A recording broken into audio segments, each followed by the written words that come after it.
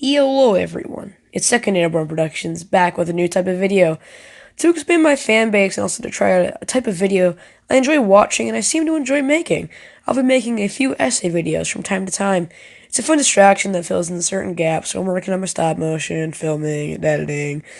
It's been quite a journey on my channel and I'm excited to start taking it in a bit of a different direction. And now, without further ado, let's get it on. Out of all the Star Wars movies to come out over these past 41 years, I believe I can say that the original three movies, also known as the original trilogy, are regarded as the best or at least great movies by the Star Wars fanbase. The other 7 movies to come out after that are heavily debated, scrutinized, and cause a lot of toxic alienation and tribalism among certain groups of Star Wars fans. However, the Star Wars fanbase is slowly phasing out people who grew up with the originals and are moving towards people who were raised in a different era of movies, the prequels. Many people have hated these 3 movies for almost 2 decades now, but the nostalgia of these younger fans replacing the older ones has mellowed out in recent times. However, in 2008, this hate was still strong. People hated these movies with a passion, much like certain people hate the newest movies, though not as many were hating the prequels back then. In 2008, a movie titled Star Wars The Clone Wars was released in theaters, and it was met with a large, "I didn't like it that much," from the fans, seeming to be yet another failure for Star Wars. But what some people didn't know is that this is simply a test of sorts for the new animated series coming out later that year with the same name.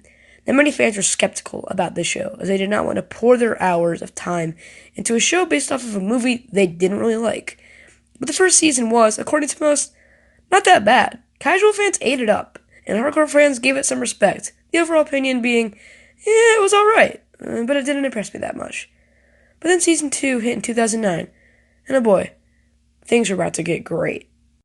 The start of Season 2 featured a bounty hunter called Cad Bane, an incredibly ruthless, heartless, and very tonally dark character, which would help shape the tone of this show going forward.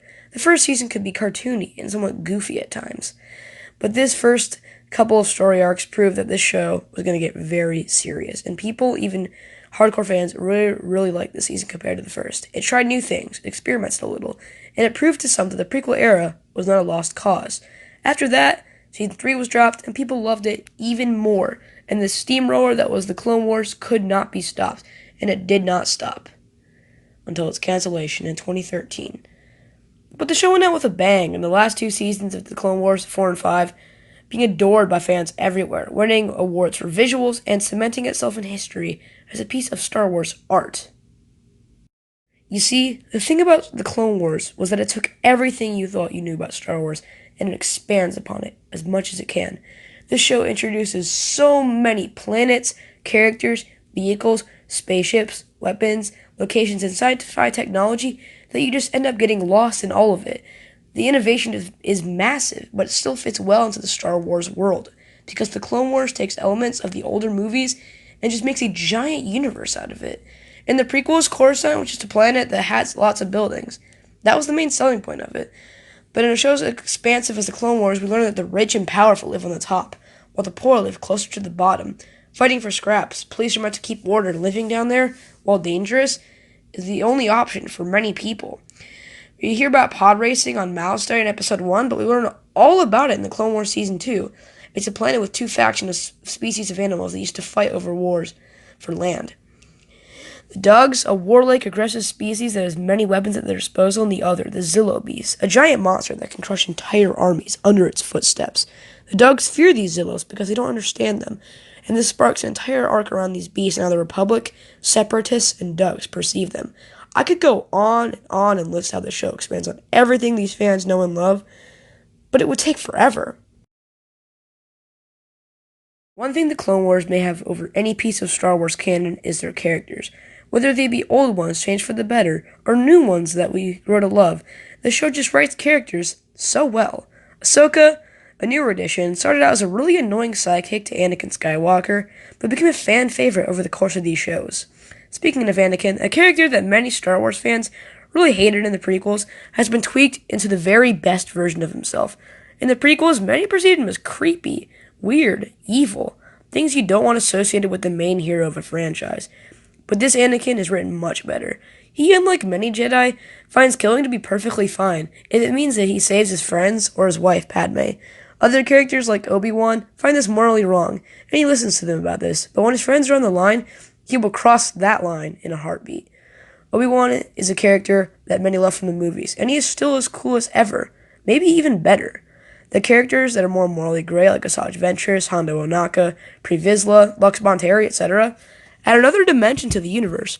Star Wars has always been about good versus evil, and this new layer of death is pretty groundbreaking for Star Wars. But by far, my favorite character in this whole show is Darth Maul. We all originally thought that Darth Maul died in Episode 1 when Obi-Wan split him in half and he fell down that shaft on Naboo.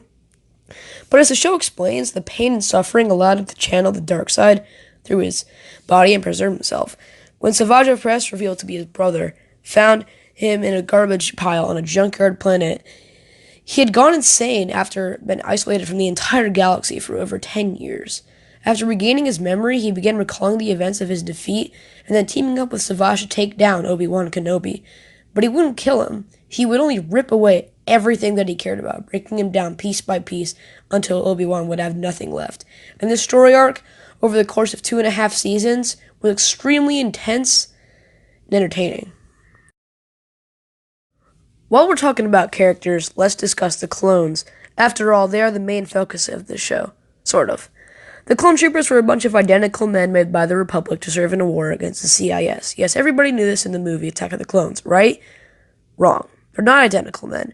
Sure, they may all look alike and sound the same, but as the Clone Wars shows, they all have different personalities, weapon preferences, ideologies. They make signature markings on their armor, and many even have given themselves nicknames.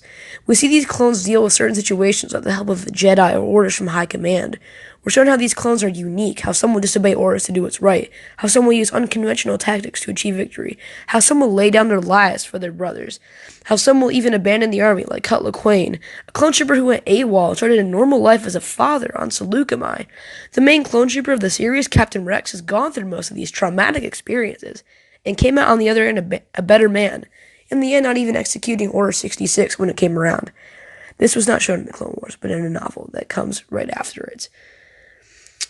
Rescued a group of rookies, and 2 of them became ARC troopers later down the line, Fives and Echo. Fives would later fight with him on Umbara, with Five and Rex butting heads on many directives and orders. This hurt both of them, as they weren't only brothers in the battlefield, they were great friends. And when Fives died, it affected Rex more than anything in the world. And even though it's all animated, you can feel the emotion within these characters among the trials and tribulations that they experience. Before we get into this last section of the video, I want to talk about one last thing that makes the Clone Wars so great. Genre. Think of any type of movie in your head. Action, drama, politics, spies, prison, horror, western, conspiracy, fantasy, cultural, technology, sci-fi, adventure, space odyssey, war.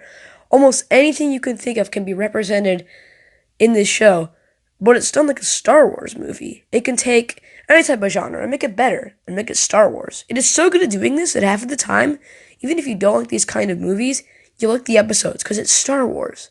In one story arc, it'll be about Padme going undercover to discover a conspiracy about a new droid factory, and the next will be about Obi-Wan faking his death to become a bounty hunter to stop the kidnapping of the Chancellor. It can be calm and mysterious in some episodes and go off the rails on others. It's your choice because you don't have to watch these episodes in order. It's not a commitment. If you like space battles and espionage, you can selectively watch those episodes and you'll still have a great time. Now, this last part is a little controversial, so if you don't like strong opinions, you should leave. In 2013, Disney bought Star Wars for $2 billion. Lucas sold the rights to the franchise, leaving all of Lucasfilm's work under Disney's control. And one of Disney's first decisions was to cancel Star Wars The Clone Wars.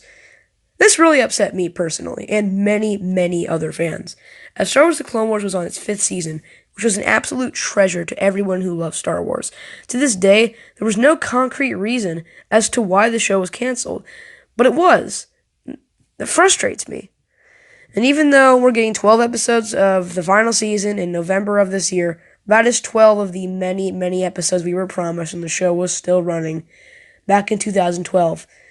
It's not getting the full sandwich you were promised. It's scraps of the sandwich that your chef took a bite out of. Other shows have risen in its wake, particularly Star Wars Rebels, Star Wars Forces of Destiny, and Star Wars Resistance. And I'll give my opinion on those shows later on the line, but nothing can compare to the gem that is Star Wars The Clone Wars. And that's all I have for now. If you think this is a good direction for my channel to go in, please do tell me in the comments below. And if you're new, make sure to check out my other content, which is mainly stop motions and Lego Star Wars battles. But for now, Lucas is signing off. Bye-bye.